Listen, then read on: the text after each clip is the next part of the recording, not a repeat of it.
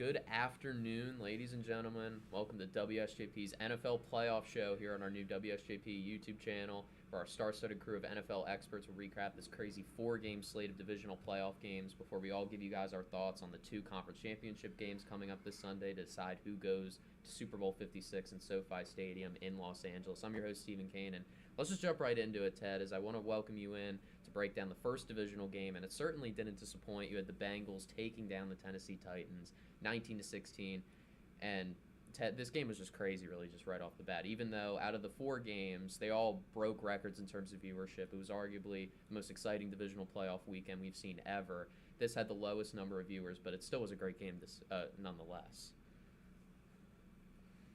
Yeah, Steven, I think you said it perfectly. I mean, this was just probably the best divisional round we've seen in years. I mean, starting off with Titans and Bengals, Joe Burrow, streets call him Joe Shiesty. I mean, great win.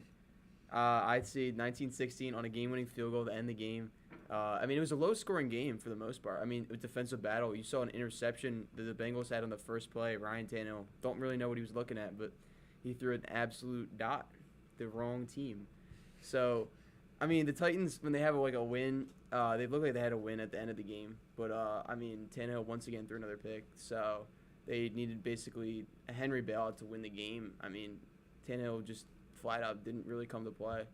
And, I mean, Joe Burrow looked really good. He did throw an interception, but it was honestly just unlucky off the hands of his running back.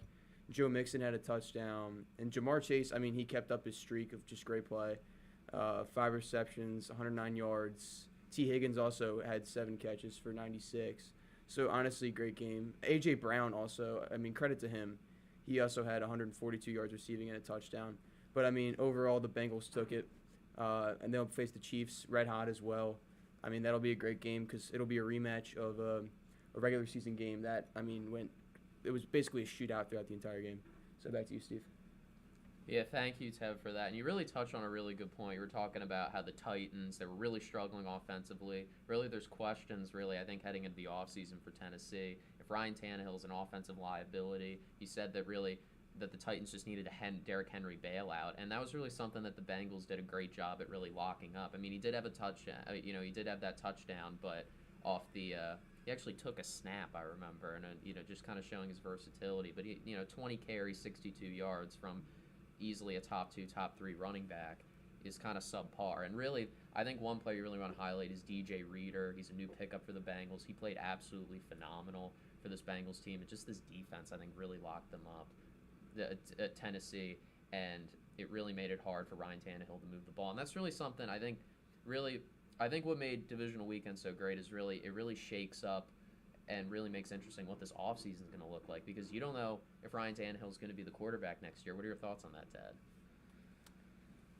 Yeah, I mean, going forward, I mean, Mike Vrabel, the coach, is really going to have to make a decision because, I mean, Tannehill at some points has made great throws. He did make that one great throw to A.J. Brown for that touchdown in the Bengals game, but you see just players, honestly, are probably getting frustrated. I mean, 3 interceptions isn't really going to help out the rest of your team in any game in general, especially in the division round after you just got the first seed. I mean, people were starting to believe in Tannehill. I mean, he basically took them to the number 1 seed without Derrick Henry for most of the season. But, I mean, that kind of got ruined. So we'll see if they try to make a move for him, maybe trade him to another team and then maybe take a quarterback. I'd say the best move is probably trade up in the draft by using him and taking a quarterback if they want to get rid of him. But, I mean, I don't think Tannehill is too much of a liability. I think he can still get it together. Yeah, and it'll definitely be interesting to see, and I think so too. I mean, I think what the Titans do, they may draft somebody. They may try to – we've kind of seen this. I think it's been more of a trend. Again, the 49ers later on we'll be talking about. You have Jimmy Garoppolo still as the starter, but they drafted Trey Lance this year, and Jimmy Garoppolo, hasn't played great, but you do think that, him being more of a game manager, maybe that's motivated by Trey Lance coming in. It's kind of a signal that the 49ers may think he's not good enough, and we saw it even with Alex Smith when they drafted Patrick Mahomes right before Mahomes took over. Alex Smith had one of the best years ever when Mahomes was sitting on the bench because Alex Smith felt like he was being disrespected. And you think that potentially with Ryan Tannehill, you draft a guy like I'm not saying they take any of these guys, but a Kenny Pickett, Matt Corral, Malik Willis, any of these guys, and kind of just have them on the bench, it could really kind of rejuvenate Ryan Tannehill. Even though it was a solid year, it was kind of just heartbreaking for Tennessee as a whole. But again, for really one more thing you want to touch on is This win really was phenomenal for Cincinnati. As Joe Burrow, that offensive line looked atrocious. 9 sacks. I mean, I even saw a statistic on Twitter. It was like the first time in NFL playoff history that a team with 9 sacks in a playoff game, or that got sacked 9 times, ended up winning. It was just completely remarkable. And it really just shows how great Joe Burrow has been and really how the Bengals taking him with the number 1 pick, and really Jamar Chase, too, having over 100 receiving yards. That connection's really lucked out, that LSU connection, and I think it'll be deadly for that conference championship. Yeah, and one thing I want to add is, I mean, the Bengals went this route, obviously. I mean, people were saying they should take Penny Sewell coming up in the draft this past year over Chase just because of positional needs. I mean, you saw what happened. I mean, it's had so many benefits, but unfortunately 9 sacks is good. But, I mean, they're still winning. So, I mean, as the Bengals general manager, I mean, you can justify it by the fact that they just keep winning. I mean, coming up this draft, that's obviously going to be a position of need if they're going to try and keep their success moving forward, obviously. Because, I mean, you saw what happened the year before this when Joe Burrow tore his ACL. It's actually crazy he came back from all this. But, I mean, credit to Joe Burrow for having this line and still making this far. I mean, he has a really good ability to extend plays. He's kind of the natural feel for it. But, yeah, overall, I think the Bengals have a really bright future going forward. And win or lose this game, I think they can make it back here at any point in the next couple of years. Yeah, and really well said, Ted. I mean, as you said, the Bengals, don't want to spoil too much of your later on Afc Championship Preview when the Bengals traveled to Arrowhead to take on the Chiefs. But the Bengals, they're playing with complete house money. It's already been an incredibly successful year. They finally won the AFC North. They've won 2 playoff games, and they're in the AFC Championship for the first time in like 3 decades. Completely crazy. As now, what we're going to do now is we're going to try to get some of our other guys involved. We have Brendan Dougherty and Harry Kane there. Guys, here, hold on. Let me just try to work the camera here. Guys, so what were your thoughts on this game? I mean, it was pretty low scoring overall. It was an early Saturday game as a whole, and as I mentioned earlier, out of the 4, I mean, all 4 games were great. It was probably maybe the least exciting, but that really doesn't do it justice, as this on its own was a really entertaining game. Guys, what are your thoughts? Totally, Steve. I mean, I look at this, and, everybody loves to talk about the Bengals offense with Joe Burrow, Jamar Chase, and even the Titans offense. Everybody was really excited to see Derrick Henry back in form, but the defenses showed up, and that's just always fun. As a football fan, it's not always about all the offense, and it's all about, all the great throws. It's a defensive battle, and I thought Trey Hendrickson had a terrific game on the defensive line, and Trey Hendrickson, to me, was probably my favorite free agent signing in the offseason. Very under the radar after having, I think, 13 and a half sacks for the Saints in the past season. He played phenomenal. Jesse Bates is a top 5 safety, and he showed out on Saturday. And the Bengals just played really good team football. And Ted said it great. They're going to be back. They're a great team. They might not get past the Chiefs, but they will be a contender in the AFC North and in the AFC for a while.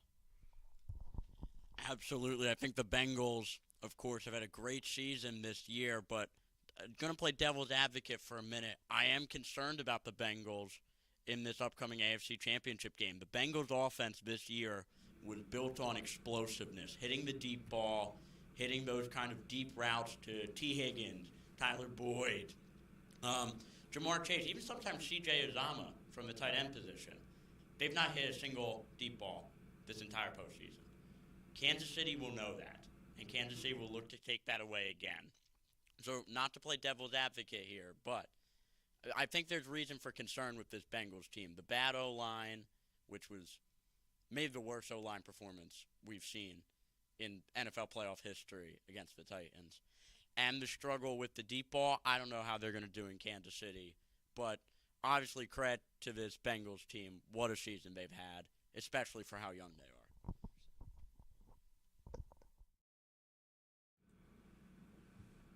All right, well, thank you guys. So obviously Cincinnati moving on. Almost kind of like, I don't want to steal the Cowboys slogan, but they are kind of like America's team. A lot of people on Sunday, obviously I'm an Eagles fan. Harry's a Steelers fan, but that doesn't make anything different. I think all of us, can at least see that the Bengals are just a fun team to root for. as a whole. Even though I mean, even though they are in your division, I mean, Harry, at least you have to admit that the Bengals are a fun team to watch, and they sometimes can be a little tough to root against. Oh, they're absolutely the most fun team to watch in the AFC North. Everyone else,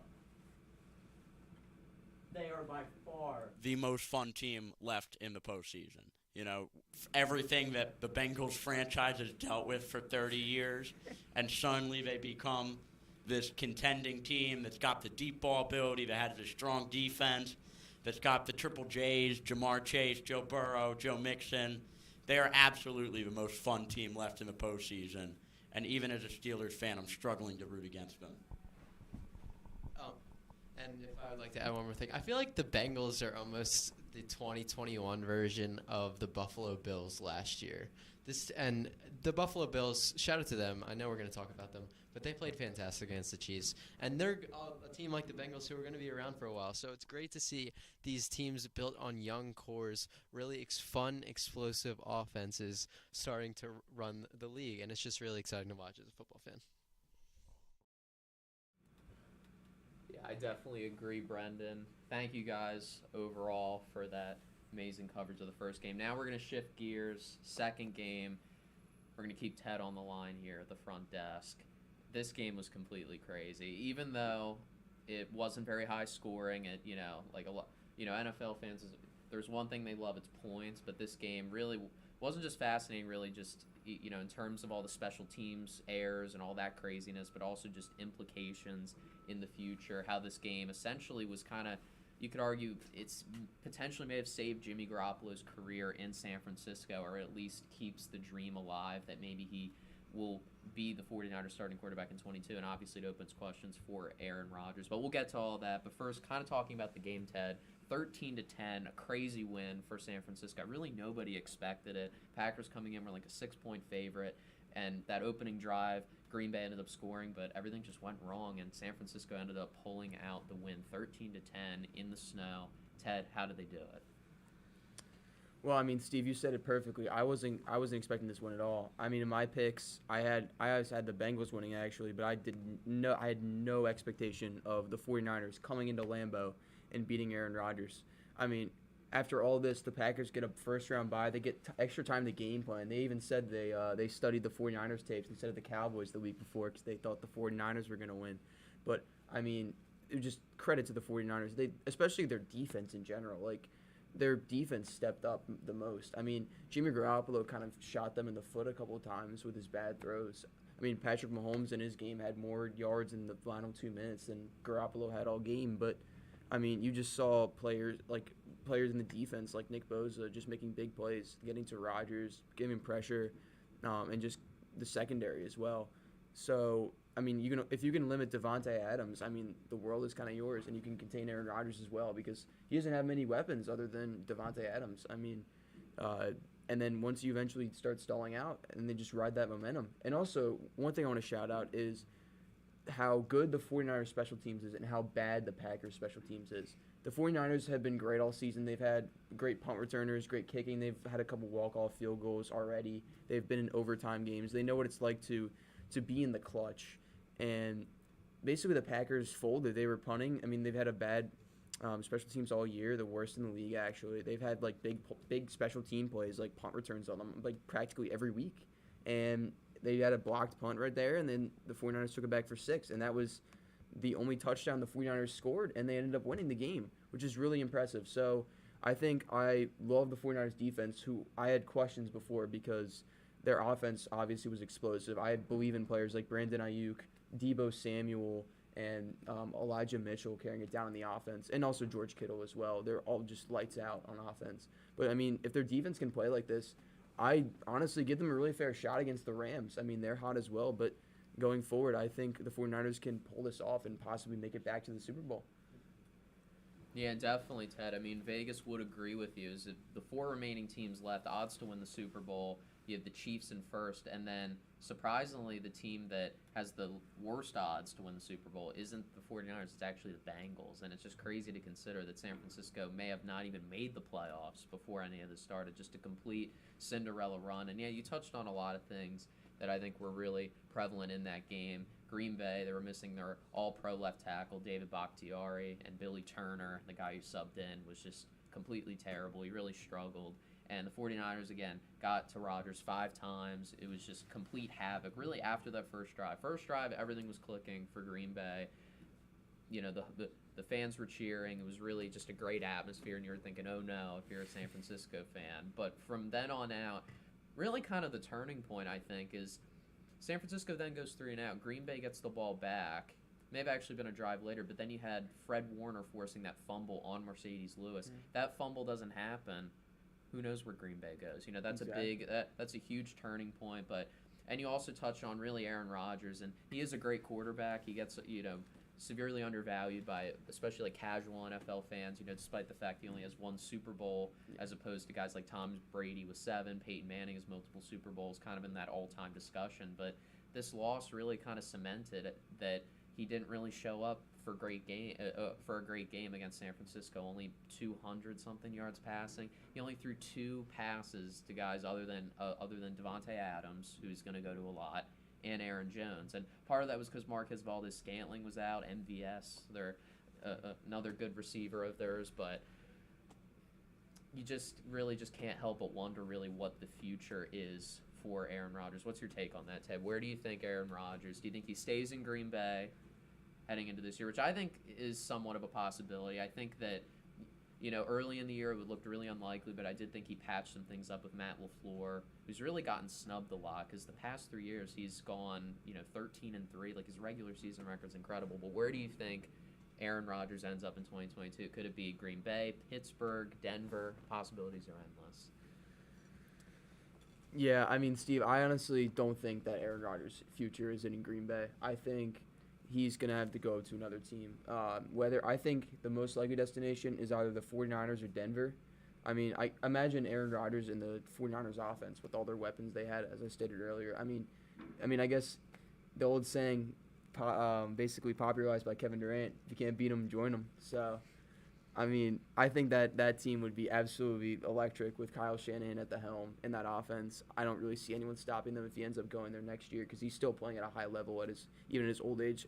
People talk about how Brady plays so well at an old age, but Aaron Rodgers, even like way past his prime ages, he's still playing lights out too. He could possibly win a second MVP this year. So I think Aaron Rodgers I wouldn't even rule out retirement at this point. He's like contemplating it as well, contemplating that as well. But yeah, I would look to see if he's going to the 49ers, Broncos, or retirement. But I don't think he's staying in Green Bay. I don't know that's where his future lies. Let's see. I mean, it'll be interesting to see how you talked about Matt LaFleur, if he'll end up staying or not, because I mean, he's really been a consistent head coach, and we can see if that was really dependent on Rodgers or not. Yeah, definitely some great points, Ted. It's very interesting to see, and you could really talk about this for a while, you know, where Aaron Rodgers is going to end up overall. Obviously, I think that there is some chance that he stays in Green Bay, but now we're going to open up the floor to Brendan and Harry, and kind of shifting on the other side, you know, San Francisco, huge win for Kyle Shanahan, really proving that special teams, defense, those things are really undervalued, and they ended up getting a huge win overall. And you know, again, give kind of your general comments about the game first, but I kind of want to pose a question to you guys. Do you think next year, it's a little early to say since San Francisco's season's not over, do you think Jimmy Garoppolo or Trey Lance, like as of right now, you know, they just won the divisional game, you're the 49ers GM, do you put Jimmy Garoppolo or Trey Lance, who they drafted last year, as their starter? So the floor is going to be yours, guys. Starting off of your first point, I think Kyle Shanahan was the MVP or the most valuable member of the 49ers organization over the weekend. He coached fantastic, had an awesome defensive scheme in the cold, just a really well drawn out play style with special teams obviously having the huge pump block, and he really had some gutsy play calls. He had a huge play on like a late play in the game. I think it was like 3rd and 10 with Debo. Do you remember like an end around with Debo Samuel? Really gutsy play. I absolutely loved it. I thought it was fantastic. I know it was 4th and 1 and they dropped the ball, but it was still a really awesome play there. And to respond to your question, I think you have to see. I think if you look at how the 49ers have played in the playoffs, they've played good team football, but they've just skirted by. The Cowboys, close game. Packers, obviously a close game. I don't expect the Rams to be any different, even if they win. You have to assess your offense. Deebo Samuel's fantastic. George Kittle's fantastic. Ayuk, you have something there. Elijah Mitchell, you definitely have something there. Who is going to lead that offense properly? Garoppolo is meeting expectations, I think, but is he exceeding them? No, he's really not. So maybe give Lance a shot, assess it in the offseason. Maybe he'll be the way to go. But right now, I don't know either way.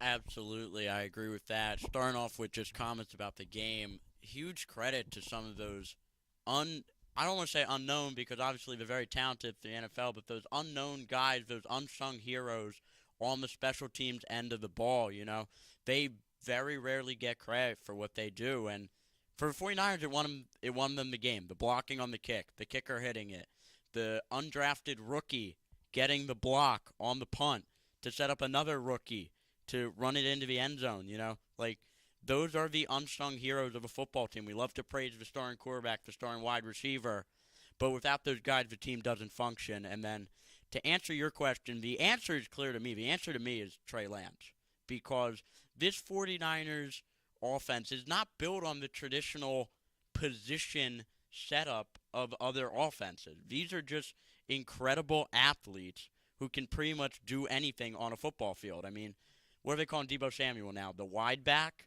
The wide receiver running back combo, the wide back running receiver, So this 49ers offense is built on athleticism. I think Trey Lance gives you – he's not as good a runner as Lamar Jackson, I don't think, and he's not quite as good a thrower as someone like an Aaron Rodgers, but he's kind of a mix of both, and that's what you need in this kind of a setup for the 49ers. So the answer to me is obvious that it's Trey Lance.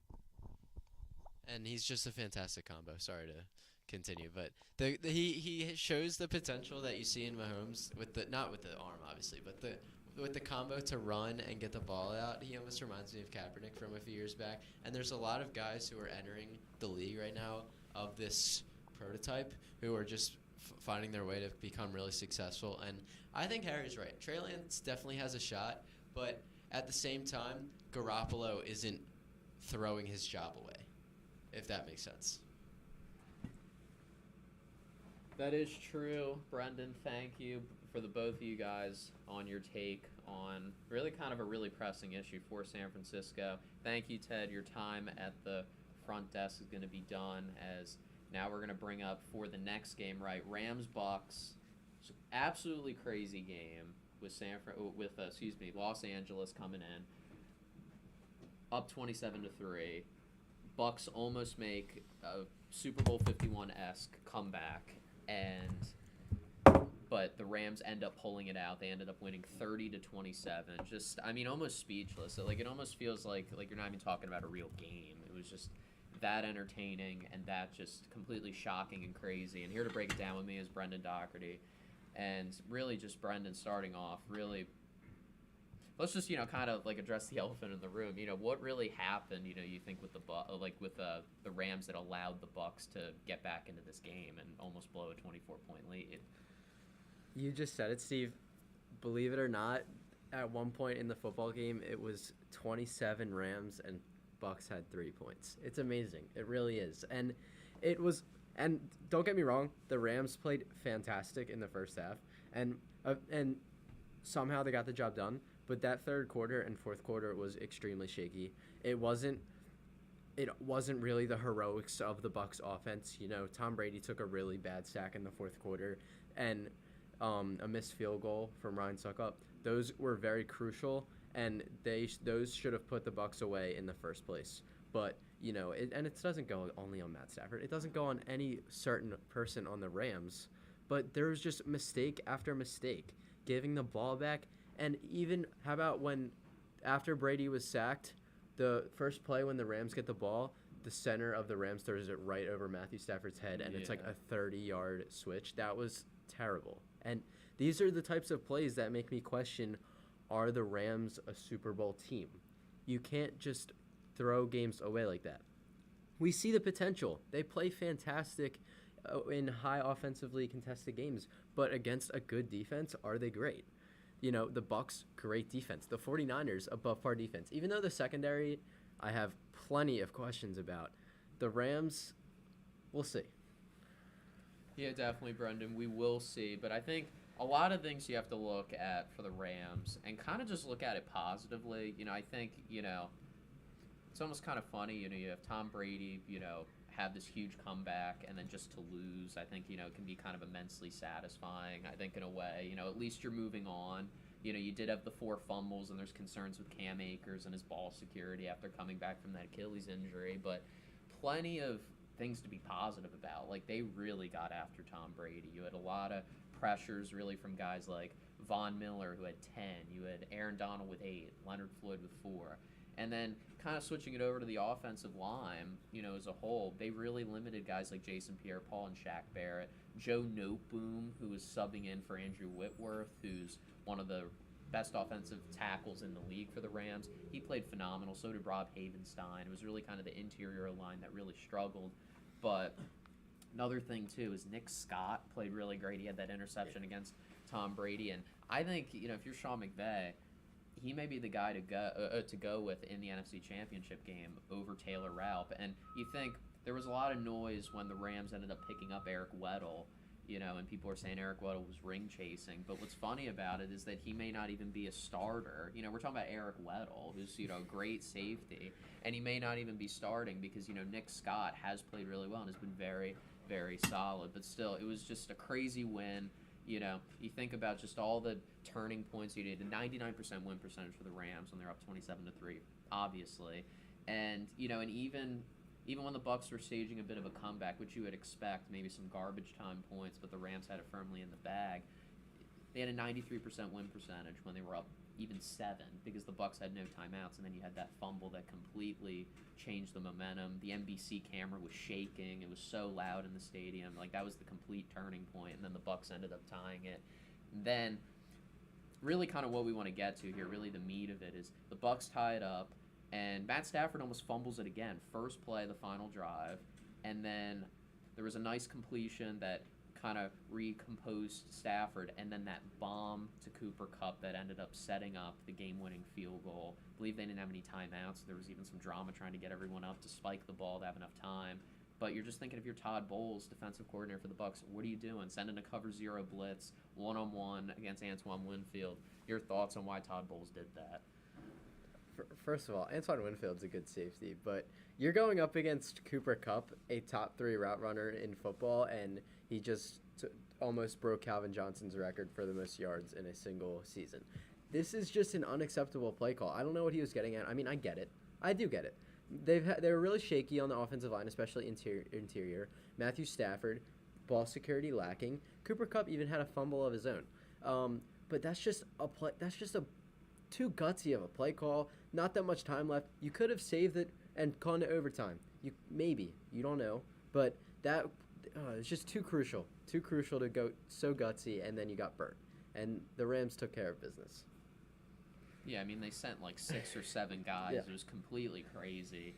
And you're just thinking, you're Todd Bowles. Like, what are you doing? Like, what are you doing? A guy who brings up, loves the exotic blitzes, but the Rams definitely loved it. He brought an exotic blitz because then it gave Matt Stafford, a guy who's the best at throwing on blitz plays, a great opportunity to seal the game.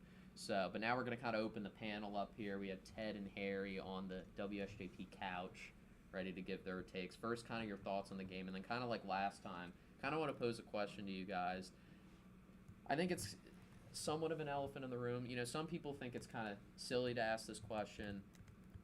Is Tom Brady done? Is he going to hang it up? I remember Al Michaels, Chris Collinsworth on the broadcast, they were talking about interviewing Tom Brady, like what if he lost this game and his thoughts applying next year. It seemed kind of ambiguous. I think he comes back. I don't really think it's that much of a question. You even kind of read into his end of season post, he seems like he's coming back. He's playing some of the best football that we've really seen from him statistically at 44 years old, which is just remarkable. But some people think he's leaving, and I want to get your thoughts on that. So we'll give the floor to you guys. Yeah, well, thank you, Steve. I mean, I first want to touch up about the game. I mean, the narrative going in, like when the game was being tied, everyone was like, oh my gosh, like Brady, he's doing it again. I'm like, I don't think this game was even Brady. It was mostly just the Rams shooting themselves in the foot, like repeatedly. Their last 5 drives before that that field goal drive to end the game, basically they had a fumble, a missed field goal, a punt, and then another fumble. And that last fumble literally gave them the ball back in the red zone, and then Leonard Fournette just punched it right in. Like, that's 5 possessions that are completely wasted in a game where you literally just needed an extra, 3 points, and you could have won the game.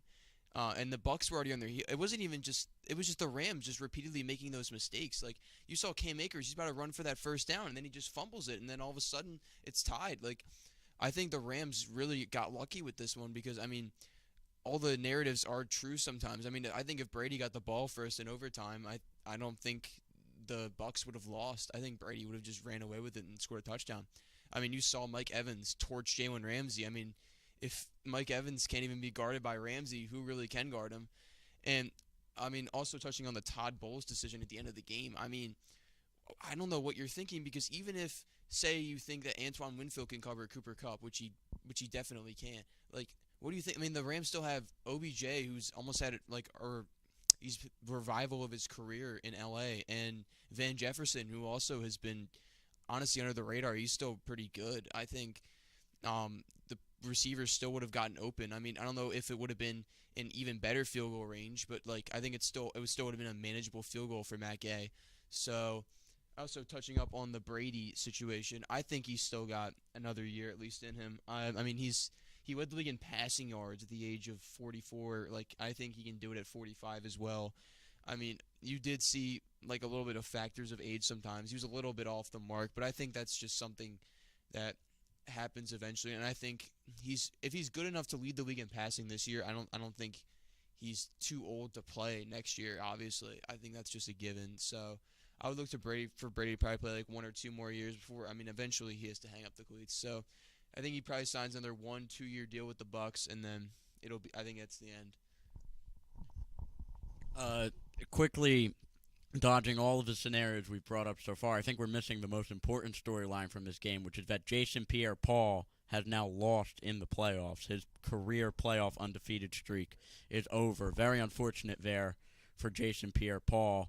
Thoughts on the game overall? I think the Bucs defense in the first half did a terrible job trying to contain the Rams offense. I think Todd Bowles might have cost himself an NFL head coaching job with that performance against the Rams. I just mean the cover 0 at the end of the game. I like Antoine Winfield. I think he's a very good up-and-coming safety. He reminds me a lot of Steelers safety Minkah Fitzpatrick. He's got a lot of those kind of instincts and talents that Minkah has. But one-on-one against the guy who just won the Triple Crown in receiving stats is not the way to go with the safety. And then for the Rams, I think you do have to look at yourself in the mirror a little bit after this game. What went wrong that you just collapsed like that? From 27-3 to 27-27. What happened there? I think there does need to be some self-observation for the Rams and to figure out, how can we be better? How can we eliminate these kind of mistakes? I don't want to pin it on Cam Akers because I think on the last fumble, and Ndamukong Suh made a great play to get his hand in there. Whereas if he doesn't get his hand in there, I think Akers runs for the first down and washes out the clock, and that's the end of the game, and we're not having this discussion about the Rams' game management skills. In terms of Brady, I think he's done. I think this is his last year. I think the stress of the NFL has taken a toll on him. You can even just look at the way he looked during that game. He looked frazzled a lot of the time. He looked discombobulated during parts of it. I just think he's done. I just don't think he wants to put up with it anymore. So I think we have seen the end of the GOAT. It's bold. Yeah, very bold, Harry. You do think, I think, you do bring up a great point with Tom Brady. I think it is going to be, I think he's proven that, this sounds completely crazy to say 5 years ago, but he could honestly be a somewhat good starting quarterback till he's almost 50 years old. He hasn't, if you're leading the league in passing, and that decline that, that Brady haters have been hoping for, almost a decade now, it hasn't really happened. And, if it just starts to set in now, Tom Brady could still play 3 to 4 more years. Really, the only way, getting to what you said, that Tom Brady retires is that, he wants to spend time with his family. He wants to be with his supermodel wife, and things like that. And, does he want to put up with it anymore? Because he's won 7 Super Bowls. He's really done everything. He has more, he even said he wanted more championships than Michael Jordan, who was in the NBA. And you just have to question, again, it's not necessarily about can he do it anymore, but, does he want to put up with it at all? I mean, he did have the second most passing yards in a Bucs playoff game. But again, the Bucs playoff history hasn't been, the best. They did win that, they've won 2 Super Bowls, one of them on the back of Tom Brady, but think about all the early years. Think of, they're almost like the Lions. Yeah, and Tampa too. Their defense was lights out. yeah, in the early 2000s. But but there's a lot of upside for the Bucs. I think Tom Brady may come back for one more year, but I think maybe after one more year, maybe. We disagree on that. I think that he probably hangs it up, but I still think next year they could be deadly. Mike Evans had a franchise-tying 119 yards playoff record, and Rob Gronkowski now has the third most receiving yards in NFL postseason history. So, I mean, he's still doing a lot. With that core that they have, they could still be pretty deadly. So thank you, Brendan, for breaking down the Rams and Bucs. So now finally, and, after this game, after the Rams and Bucs, you're thinking, it can't get any crazier. It can't get any crazier. You're thinking already it's one of the best divisional round slate of games we've seen ever, and then you have the Bills and Chiefs. 78 points scored, a ridiculous amount of points scored in the final 2 minutes. It was crazy, 42 million people tuned into this. It was easily the most watched, and you could definitely see why. It was just a completely crazy game, and we have Harry Kane here alongside me at the WSJP desk here to break it all down. And just starting off, the Bills, they had it, 13 seconds, as Josh Allen scored a huge touchdown to Gabriel Davis, who had 4 touchdowns. It was just completely lights out at 200 receiving yards. And the Bills are up 36-33, and the Chiefs somehow come back. You're thinking to the Bills, how did the Chiefs win this game, Harry? Can you answer that question? The Chiefs won this game by being the Chiefs. I mean, there's no better way to put it. When you have weapons like Travis Kelce, Tyreek Hill, and, of course, Patrick Mahomes, it's almost impossible to stop at all times. I think for the Bills, how Travis Kelce gets that wide open on the final play before the kick, I don't know. I think it was probably a bad coverage design by the defensive coordinator for the Bills. But credit to Josh Allen because he kept up with this potent Kansas City offense. I mean, him and Gabriel Davis together were just deadly. Gabriel Davis really emerging, kind of a statement game for him, kind of showing just how good he is, where he's kind of been second fiddle in this Bills offense to the notable names, Stephon Diggs, even to Cole Beasley at times. People putting Cole Beasley at the wide receiver 2 and Gabriel Davis at the wide receiver 3. I think Davis today proved how good he is. And for the Chiefs, it was just keep calm and carry on and give it to Patrick Mahomes.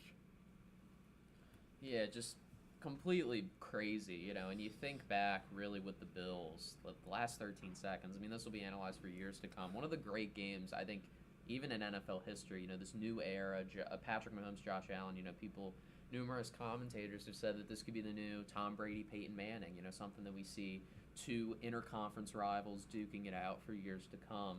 And both these guys played great. You had Josh Allen, 329 passing yards, 68 rushing yards, though. So that doesn't really do it justice. If he was throwing the ball the whole time, you'd think he'd easily crack 400. But really one thing I want to bring up, too, is why didn't the Bills just kick it short? Why didn't they squib kick it and, give it to, Kansas City, who is great at returning kicks from the end zone, but they clearly would have needed anyway because, they want to save all the clock that they can, and they had a couple timeouts. They had all 3 timeouts, I believe. And, you squib it, you give it to, you even squib it to somebody who isn't that fast, and, he goes down pretty quickly. It kills off a couple seconds, and then the Chiefs really only have one play could have made a huge difference. But regardless, I mean, the Bills, number one defense. It's really shocking. You're talking about the number one defense.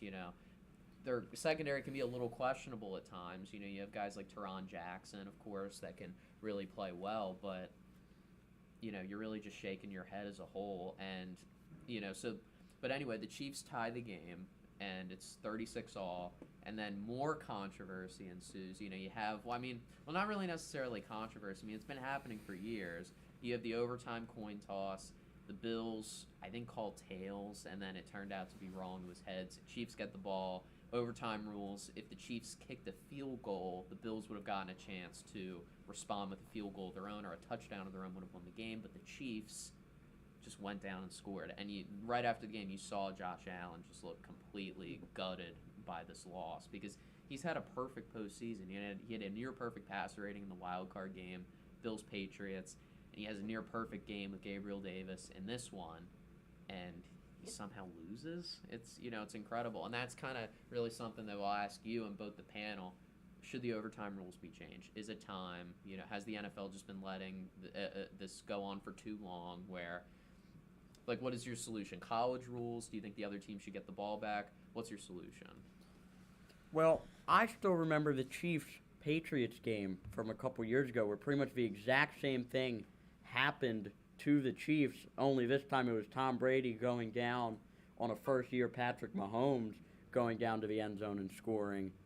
I think the overtime rules absolutely need to change, and I think the best solution to me is kind of like how they do in professional soccer. In professional soccer, there is a 30-minute extra time period, and whoever is leading at the end of 30 minutes wins the game.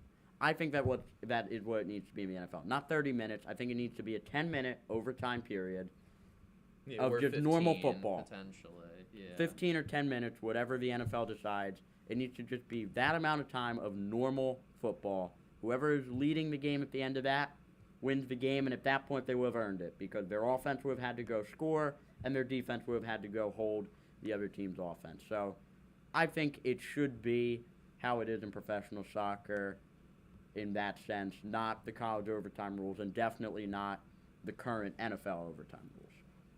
Yeah, I do agree with you, Harry. I think that is a pretty good solution. Just have the time, running, and whoever comes out on top, the clock always runs down, the games never stop short, and whoever ends up having the highest score ends up winning. I do think that is a good solution. It's kind of just like a normal game. Definitely a lot of controversy there as a whole, but kind of shifting gears here. Kansas City, you talk about Buffalo, and it was a tough year for them, but you also got to, Kansas City, it's just incredible to watch them. Really just how explosive their offense is. You know about Tyreek Hill, you know about Travis Kelce, but guys like McCole Hardman, guys like Jerick McKinnon, coming out, and you have just this just this infinite, almost like cesspool that they get all these offensive talents from. And even in the draft, I even saw that some people think the Chiefs may be looking at Jameson Williams from Alabama. And, oh my goodness. I mean, that would make this offense even more lethal. And, they do this against the number one defense. It's just scary just to see what this Kansas City offense can do. I think defensively there's obviously some problems. You let up 36 points. But part of that was Tyrann Mathieu got knocked out with a concussion. You didn't have Rashad Fenton, one of their starting corners who's come on late in the year as a whole. But really, kind of what do you think about, Kansas City as a whole? Patrick Mahomes kind of just a career night, and do you see them making their third straight Super Bowl? It's a little bit early. I know we'll get to predictions, but, do you see this team getting their second Super Bowl in 3 years?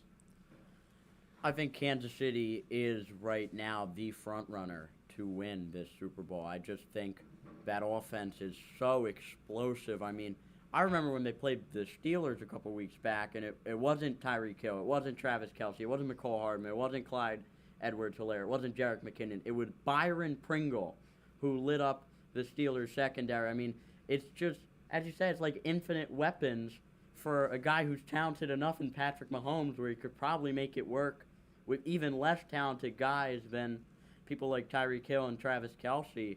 So it's just incredible to think how explosive this Kansas City offense is. And then on the defensive side, I do worry about them, especially in this matchup against an equally explosive Bengals team who lit them up just 3 weeks ago.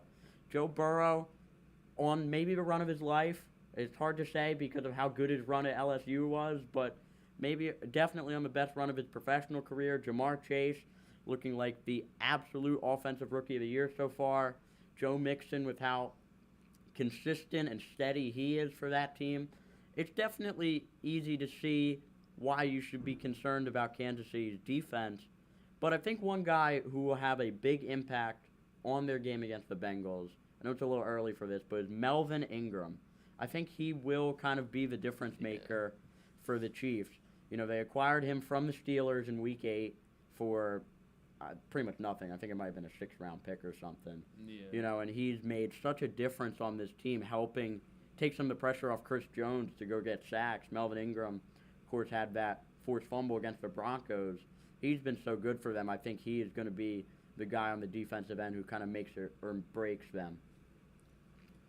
Yeah, I mean, you almost read my mind, Harry. You know, kind of thinking about, obviously the offense is great. It's going to be deadly, and it's probably going to put up maybe 30-plus points. You know, it's crazy to even say that, but you think defensively, and you're thinking, oh, gosh, like, this team can't play defense, but you have Chris Jones, you have Jerron Reed, you have Nick Bolton out of Missouri. He's come alive. He's been pretty good. And, again, as you said, Melvin Ingram, who played really well. He had that scoop and score, I think, against the Broncos in that final game. And, in the secondary can come together. They're really, again, the problem is, Tyrann Mathieu, he's more than just a safety. He's kind of like the leader. You have a lot of younger guys like Fenton, Charvarius Ward, and you got to have like an experienced veteran, someone as talented as Mathieu that can really keep this Chiefs team in line. So now we're going to open it up to the WSJP couch, Ted and Brendan.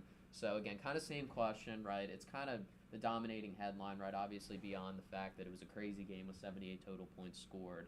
Should the overtime rules be changed? What is your solution? And other than that, kind of just your general reactions to the game. So Ted, your thoughts? What I want to touch on first is, the game. Obviously props to Josh Allen and the Bills. They played well. There's just points where, like, you just play excellent and then you end up losing. A perfect example of that was Aaron Rodgers earlier in the season against the Vikings. He ended up losing on a game-winning field goal after they didn't give him any time. But I think this is the Chiefs' year. Obviously, they've proved this year. Starting out the season, they thought their old tricks could work. Everyone was like, they figured out Patrick Mahomes. They weren't giving up the explosive plays to them anymore. They were making them work for everything, and to an extent, it worked. They were 3-4, and their wins were pretty ugly to start out the season. And then they ended up winning, I think, 10 out of 11 of their last games. It was ridiculous. And they ended up getting the 2 seed right behind the Titans. And they're back here for the 4th straight year with Mahomes. All 4 years he's made it. So I think that's the ultimate respect to the Chiefs. And I think, once again, this is their Super Bowl to lose. But I think going over towards the overtime rules, obviously, I was about to say what you said, Harry, with the Patriots and Chiefs game. Mahomes has been in that situation before where he didn't get the ball. But I think it's definitely time to change. I think if you had maybe one quarter, I really think maybe a team could try and drain the clock out in that situation on a drive. So I would say if you had that rule, you'd maybe start a little bit further down the field, and then you could try and retaliate, maybe the 50-yard line back and forth. Or you could just kind of implement the old college football overtime with basically you start at I think it's the 50-yard line. You just keep scoring until someone else ends up. And each team gets a chance to respond. I think it's finally time, and I think NFL owners will definitely vote for that on the offseason. Actually, the Bills owner, I can't remember his name off the top of my head, but he voted for the overtime rules that they have now in the NFL to stay actually in this past offseason. So it's crazy how things can change over time, because if they ever do it again, he's definitely going to vote for them to change. So I think going back to Steve's first point, and I'll round it out with the overtime. The Chiefs have been here before. They've been here the past few years. Ted just highlighted it. And they have a lot of experience, and I think he's right. It is their game to lose, but they can lose this game. Do we all remember 4 years ago when the Chiefs were new on the scene? Patrick Mahomes was playing an absolutely elite level, and we were all very genuinely surprised when they pretty much got to the AFC Championship against the Patriots. We were genuinely surprised. I feel like we're feeling the same about Joe Burrow right now. He has that underdog mentality. You can see it. He's always had it. LSU, he came alive out of nowhere, was a backup quarterback. I don't want anybody to sleep on him in this game. I know the Chiefs are favored. I don't really care. And looking over on the NFC side, the Rams have been here. So so the 49ers have been here, but Jimmy Garoppolo isn't good. But I think whoever comes out of this AFC side might be our Super Bowl champion. That's my hot take. People will argue that, but the AFC, they and at the beginning of the playoffs, I totally was the other way. NFC all the way. Whoever comes out of the NFC, because I thought the Packers would come out of the NFC. But I think AFC, they just look like the most rounded out football teams with the least amount of issues right now. And I think it's going to be a very fun game on both sides of the football.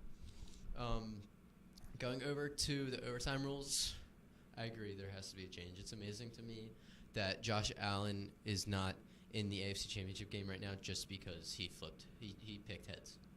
That sucks. It really does. To put it with lack of a better way to put it, I feel like it just has to change. Give both teams an opportunity to score, and then you go first score wins. I think that's what has to happen. Yeah, and I remember, Brendan, again, thanks both of you guys for your input.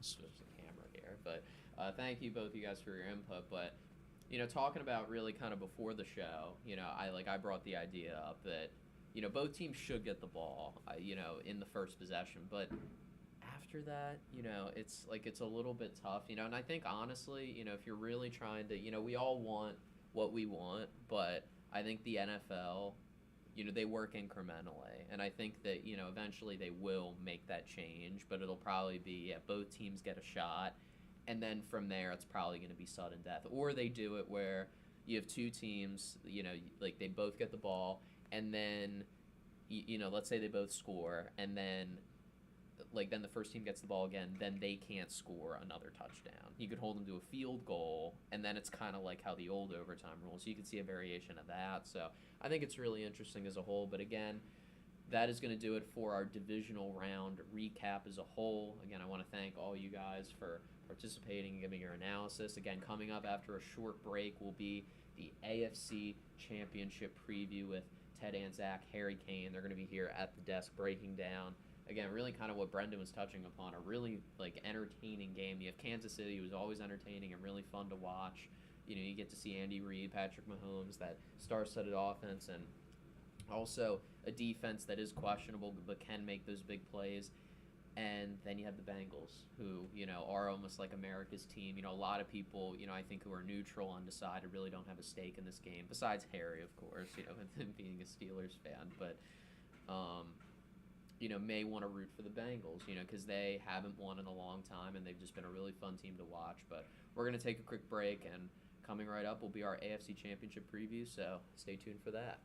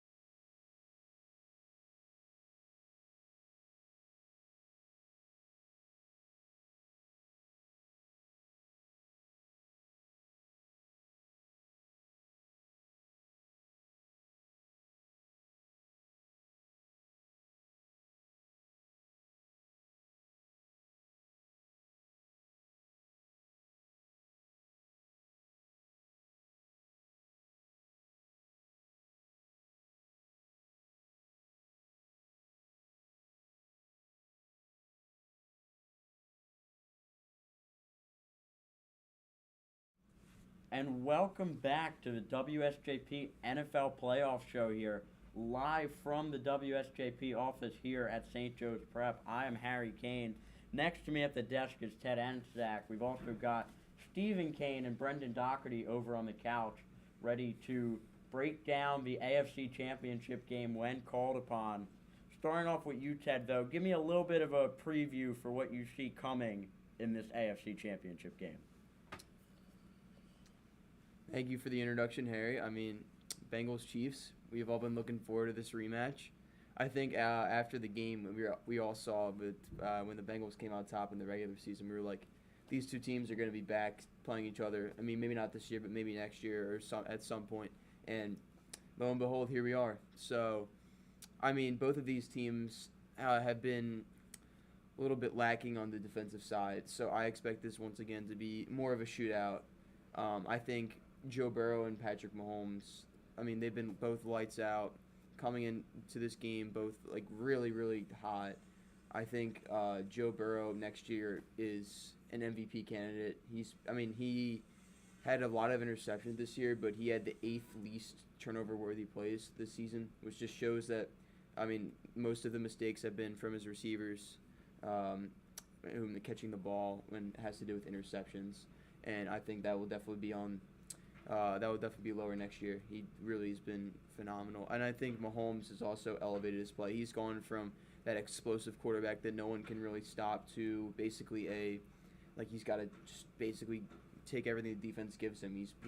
I think this has been definitely the most pivotal year for Patrick Mahomes so far in his young career. He still has so many years ahead of him, which is so impressive that he's taking his team to the AFC Championship 4 straight years. Obviously, that hasn't just been him. I mean, the Chiefs are really well built with their offense, especially. I mean, they're so deep on the defense. You have players. I mean, they have the kind of the same archetype. Like you see Tyreek Hill. I mean, if he's not going to beat you, then McCole Hardman will beat you the outside, and maybe Byron Pringle, and Travis Kelce's that one man in the middle that can get almost anything done. So, I think I would look for another shootout late in the fourth quarter. I think this game will end up living to all the hype. But in my personal opinion, I think the Chiefs are going to go back. The Super Bowl. I really don't see the Bengals doing it again against Andy Reid. I think Mahomes is just not going to really let that happen. I mean, I don't know about the Chiefs' defense. They've really been lacking. You saw them in the Bills game. They were getting torched by Josh Allen. I mean, that's even more credit to Josh Allen. He just played phenomenally, but I don't really think any of these receivers can keep up with the cornerbacks of the Chiefs can keep up with Jamar Chase or T. Higgins, but I think Mahomes is really just going to get a lead early and then stick with it this time. The Bengals did come back 14 points in the regular season game. I don't think that's going to happen this game. Absolutely, Ted. I agree 100% that this is going to be a shootout. I think, though, that Joe Burrow is going to cement himself as a top 5 quarterback in the NFL right now. I just think Joe Burrow is on such a run.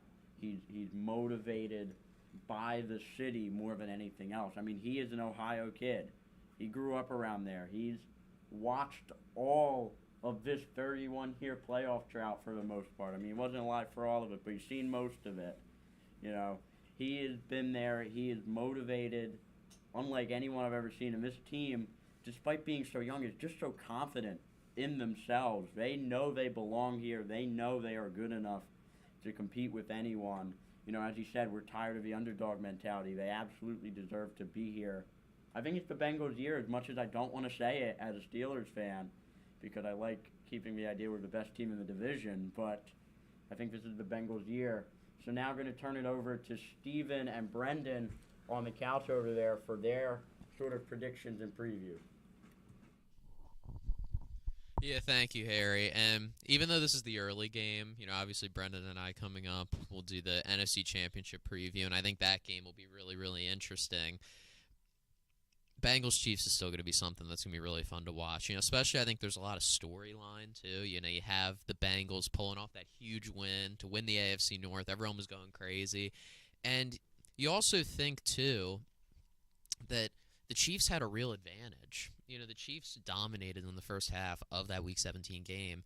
The Bengals ended up coming back, and that allows a lot of people to think that the Bengals can do it again. But I just don't see it. I really don't see it, because you look at really the last game, that's really kind of the most determining factor. Joe Mixon didn't really do great. You mentioned him as one of the 3 Js. Well, one of the 3 Js wasn't performing that great. 12 carries, 46 yards. I do think it'll be very close. I think the Bengals, can actually, they could get it inside of a touchdown. But we saw it really with the Bills. They were right there. It's like when 2 runners, are pace for pace, but the Chiefs just kept on going, and they eventually just outlasted the Bills. Even if the Bengals put up a crazy performance, the Chiefs are just going to find a way to do it with all those weapons that they have as a whole, too. Again, secondary-wise, Cincinnati, this is regular season, so they've moved up, but they were around 27th, 28th in that secondary. I know guys like Eli Apple and Chidobe Awuzie and guys like that have really stepped up. Of course, Jesse Bates being very underrated, but, again, Tyreek Hill and Travis Kelce, I think, may have fun, but I think it'll be an interesting game. I think Chiefs win. I think probably 35-28. I think that they end up pulling off the win. But, it'll be kind of similar to what we saw with the Browns last year. The Browns shocked everyone. They went to Arrowhead, and they actually played pretty well. They had a chance to win the game, towards the end, and they just couldn't get it done. And, Chad Henne ended up bouncing them out of the playoffs. It was just completely crazy. So you get that kind of vibe, and I think Kansas City gets it done. Brendan, what are your thoughts? I think this is definitely going to be an offensive shootout. The Chiefs, they're renowned for just having such an offensive game, well-thought game plan. Andy Reid's just a really strong NFL head coach on the offensive side of the ball. They're going to score their points. And the Bengals, they're really the same way this year. They've won their games. Besides that, actually, their 2 playoff wins have actually been really close games. They have played well-fought games. Offense wasn't 100%, but the defense showed up when they needed to show up. But besides that, it was almost like the Bengals were winning games from the offensive side of the ball. So I think it's going to be really interesting here. And it almost comes down to what defense is going to be the difference maker. The Bengals, to me, have more difference makers on the defensive side of the ball. Trey Hendrickson, I said before, he's been phenomenal. Jesse Bates has been phenomenal. Awuzie has been phenomenal. These guys are going to be the reason the Bengals have a shot in this game. And I also want to look at both of these teams' offensive lines. I know both teams have actually had some questions about who is going to be protecting the pocket. Mahomes was scrambling all over the place early on in the year. Last year's Super Bowl, he couldn't even have 3 seconds in the pocket. That's going to be something I want to question, because Trey Hendrickson can eat up any offensive line by himself. And the Bengals had a terrible offensive line performance against the Titans, one of the worst we've probably ever seen in playoff history. This is going to be an equal issue because Chris Jones is on the defensive side of the ball. That Joe Burrow is going to be getting pressured just as much against the Chiefs, if not more, than when he was against the Titans. So I think this is going to be a really close game. But to me, I think it goes down to who has the most multi-dimensional offensive scheme. And my hot take here is that the Bengals have that scheme. So many options for Joe Burrow to throw to. We always highlight Jamar Chase, but T. Higgins is phenomenal. I am such a big fan of T. Higgins. Tyler Boyd rounded out into form very nicely this year. A lot of seasons, is he this good receiver? I think he is, and he's probably a top 5 third option in the league. C.J. Uzoma, that top 15 tight end. He's fun. His catches are always electrifying, and Joe Mixon's Joe Mixon. I know he didn't have the best of games against the Titans, but he finds ways to get things done, and that's why I think the Bengals are gonna beat the Chiefs by a score of 26-23. I know it's gonna be very close. Thank you for that, Brennan and Stephen. Of course, Ted, we're going to throw this out to you one last time. We kind of talked about who you thought was going to win the game, but we didn't actually get a prediction out of you in terms of scores. So what is your prediction for this game? Well, my official score prediction, I have the Chiefs winning, like I said earlier. Give me 29-25 Chiefs. Hank, thank Yeah. you for that. I have the Bengals winning. As I said earlier, I agree with my man Brendan. I think the Bengals are going to win. I think it's going to be a score pretty high. I think it's going to be like 45-42 for the Bengals. I think there's going to be They're each going to score 6 touchdowns? I think there's going to be just about zero defense played throughout this entire game. It's going to be like the NBA All-Star game. It's going to be a couple. where they get to like 180 points because no defense has ever played. I think there's It'll going be to be. even better than Bills Chiefs. Yeah, That's it's good. what you're I saying. think it's going to be even better Yeah, than I Bills mean, Chiefs. Like I'm pretty much. NFL games, we consider them the most entertaining, depending on how much defense is played nowadays. That's why we all love watching the Chiefs. In the Chiefs and Bills game, there was absolutely no defense being played for those. The last, in the entire fourth quarter, it was just back and forth, which made it so entertaining. So, I mean, this game is definitely going to draw a ton of viewers, ton of hype. I'd say it'll probably have north of 50 million viewers watching. So.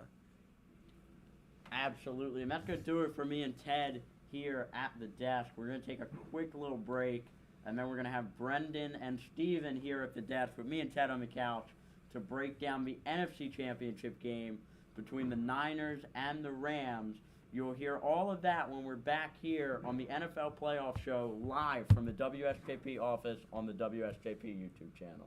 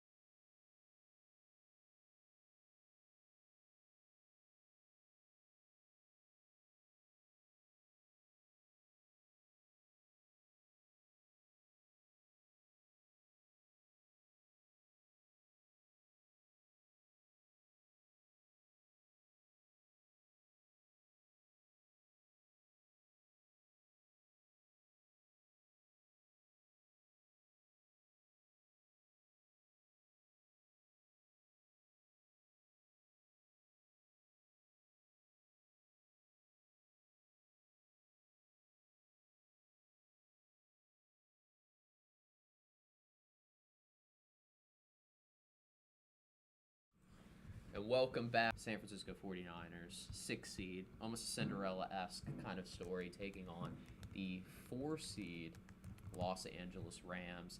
And coming into it, it's kind of like Chiefs-Bengals. There's a bit of backstory. These teams, played twice, but really I think a lot of people remember the Week 18 thriller that got San Francisco into the playoffs. They ended up beating the Rams in overtime 27-24. Oh, yeah, one more thing. We also have Harry Kane on the couch ready to break it down after we're done with our analysis. But kind of just heading into this game, it's going to be at SoFi Stadium. The Rams have a chance to have a home Super Bowl, which, consider this. I mean, home Super Bowls never happened until last year with the Bucs, and now it could happen 2 years in a row if the Rams win. Do you think the Rams pull that off, Brendan? That's always an extra set of motivation, Steve. The Bucs.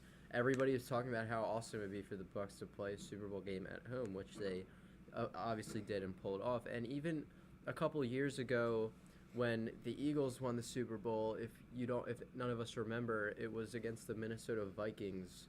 And that Super Bowl was played in Minnesota. And even though there was a lot of anticipation that the Vikings would win, obviously the Eagles shut it down. But that's just an extra set of motivation that I think the Rams are going to really shoot for. I think it's something that they've been looking at the entire season. Obviously with those acquisitions mid-season, Von Miller, Odell Beckham Jr., who really flew under the radar. He, at one point with the Browns, and obviously ahead of that with the Giants, he was thought of as a hothead, a locker room problem, but now he's just turned it around, and he just brings this great vibe to the locker room, and he seems to be really having fun out there getting throws from Matthew Stafford, and I just think there's nothing not to like about this Rams team besides giving up a 24-point lead last week. Yeah, you bring up a great point, Brendan. Especially a lot of people predicting this game. I think a lot of people are going to be afraid of the Rams. They're terrified, thinking of that 24-point choke job. It was still a choke job, even though that they won. I think a lot of people are going to remember what it was, a choke job, the Rams-Bucks game. And, but they ended up pulling out the win. It was really gutsy from Matt Stafford. A lot of people, again, they were bringing up a lot in the last game, all the doubters, like, oh, but he can't win a playoff game. Oh, he can't do this. But now here he is, NFC Championship. It's his second time in the playoffs. He made the playoffs once, but this is like his first real shot at a Super Bowl. There's a potential chance that he delivers. And that's another piece of added motivation is really their quarterback looking to have just, it would be like a Cinderella story. He was in just complete hell, Lions purgatory, in the Lions system for years on end, a decade, and was good, but casual NFL fans didn't really know about it, and he didn't, he never really, he only made the playoffs once. He was really struggling as a whole. I think that's another sense of added motivation. But now kind of going into, like, keys for the game, right? These two teams know each other, so it's definitely going to be fun. Who do you think takes the trilogy match here? Well, you bring up a great point that these teams really know each other. And as much as I want to think how great the Rams are, the 49ers have their number. They're 2-0 this year. Jimmy Garoppolo has never lost to the Rams in his career, believe it or not, despite having an onslaught of turnovers in every one of those games. So it's going to be really interesting. Obviously, Kyle Shanahan and Sean McVay, they were coaches together on the Washington Redskins way back in the early 2010s, so they know each other very well. There's a lot to look into on this game that we could do for probably an hour if we could. This is just going to be really fun to watch. I think when you look at the 49ers, first of all, they have so many options on the offensive side of the ball. Deebo Samuel is so flexible. I know we talked about this earlier. He takes so many handoffs in the backfield. Wildcat, along with his ability to just be a pure receiver. George Kittle, ever so reliable as the tight end spot. Brandon Ayuk has really come to form after not getting hardly any touches at all. Elijah Mitchell is maybe my favorite rookie running back. I know Harry's really upset at that, but I like Elijah Mitchell more than Najee Harris. I'm sorry, Harry. But and then the defense. Alive, Harry Cam. And when you look at the defensive side, that's when you start to have your issues.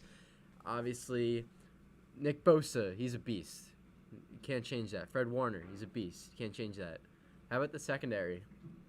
Led by Josh Norman right now? I mean, This is where I start to have issues with the 49ers. Cooper Kupp led the league in receiving yards this year. Odell Beckham, obviously, has 5 touchdowns now since joining the Rams. This is going to be an issue. Van Jefferson, another one. Cam Akers just came off injury, and I know he had a fumble, but still, he brings another source of energy to that Rams offense, and that's where I think the 49ers are going to have their issues. This is going to be, I don't know if it's going to be an offensive shootout because the Rams obviously have so many defensive weapons of their own. Obviously, a great defensive line highlighted by Donald, Miller, Floyd, and then a defensive backfield of Rupp, Ramsey, obviously, and Nick Scott, who was the special teamer. Huge interception, huge play against the Bucs. He's going to be someone to look out for, as Steve before mentioned. But this is going to be really fun to me. Even though the 49ers seem to have the Rams number in the past, I think what you brought up earlier, home field advantage in the Super Bowl possibly, that's what's going to motivate the Rams to the victory. Yeah, that's true. I mean, I think the Rams, I think they take the W, too. I think really one matchup, I think really sums it up. You have Ambry Thomas, starting corner for the 49ers. He's out. You have Dante Johnson in against Odell Beckham Jr.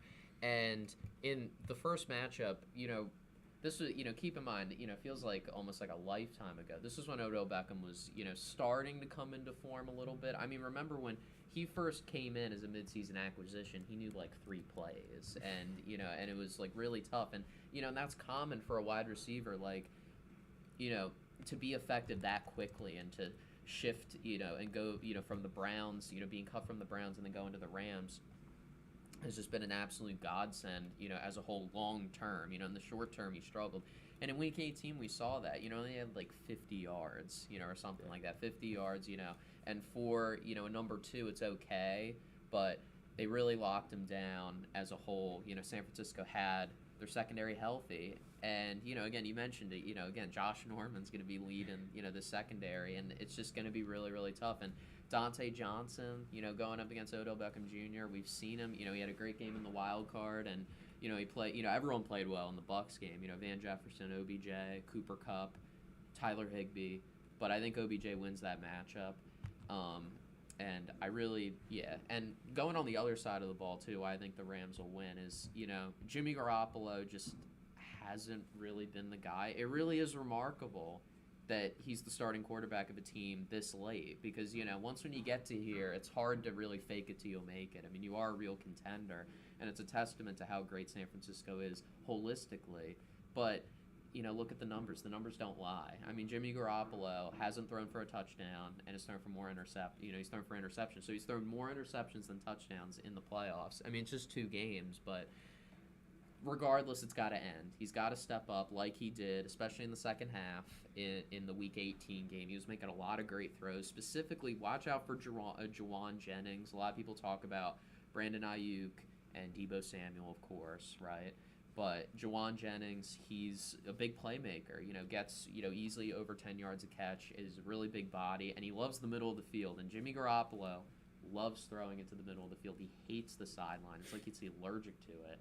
And I think that that's going to be a key. The touchdown that they ended up tying the game, it was a late touchdown. It was thrown to the middle of the field to Juwan Jennings. I think that that's going to be something that the Rams are going to key up on.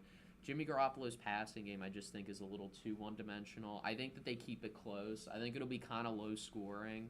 I think it'll be entertaining, but it won't be like Bengals-Chiefs. Bengals-Chiefs will be way more high scoring. I think the Rams win kind of like a low scoring game, like 23-17. I think, San Francisco keeps it close, but Jimmy Garoppolo, maybe starts out well, has some good moments. I think he has his best game of the postseason, but again, that's not saying a lot.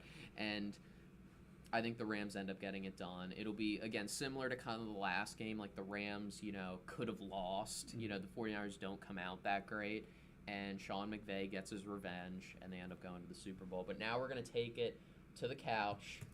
It's just Harry Kane. Ted had to leave early, so it's just going to be Harry. Ted will be sorely missed. So, Harry, you think the Bengals are winning. Who do you have facing the Bengals in your Harry's Super Bowl 56 matchup at SoFi Stadium? Thank you for the introduction, Steve. I think we kind of brought up this team earlier when we were talking about the Bengals, but there is one team to me that screams of the San Francisco 49ers this year, and it is the Cleveland Browns from last year. They are such a talented unit around the entire team, but there's just that one glaring flaw at the most important position on the field, at quarterback. I just don't think Jimmy G has it. I think Jimmy G is a solid game manager. I think Jimmy G in a sort of New England system would be great. I think he would have been great as a replacement for a Tom Brady in that New England setup. But in this 49ers setup that's so dynamic and runs so many different types of plays with so many different athletes around the board, like we talked about earlier with the running receiver and Deebo Samuel and Elijah Mitchell and Jawan Jennings and Brandon Ayuk, I just don't think he can get done. And for the Rams, I think they're just, I don't want to say they're a super team because they haven't looked like a super team, but on paper they are a super team. I mean, Von Miller, Aaron Donald, Leonard Floyd is one of the best defensive lines we've seen in a while. Jalen Ramsey is still a top 5 cornerback in football. Don't let that little performance against the Bucs fool you. He is still a top cornerback in this league. Nick Scott looked like a top 5 safety against the Bucs. I mean, he played so well, shut down that throw to Gronkowski, which has been Brady's bread and butter since Gronkowski came out of Arizona way back in like 2010. Taylor Rapp coming back, I think, will be a huge addition. Eric Weddle certainly didn't do a bad job in the Bucs game, but Taylor Rapp is just younger, got a little bit more leg on him. I think he'll do a little better job than Eric Weddle, and that will certainly help the Rams. I just think the Rams have too much overall. And again, I don't see Josh Norman really shutting down Cooper Kupp at all. And in fact, I think Cooper Kupp may go for close to 200 yards against this 49ers team, because I think this will be a blowout. I think this will start to look like the Arizona game at the end for the Rams. I'm going 34-17 Rams.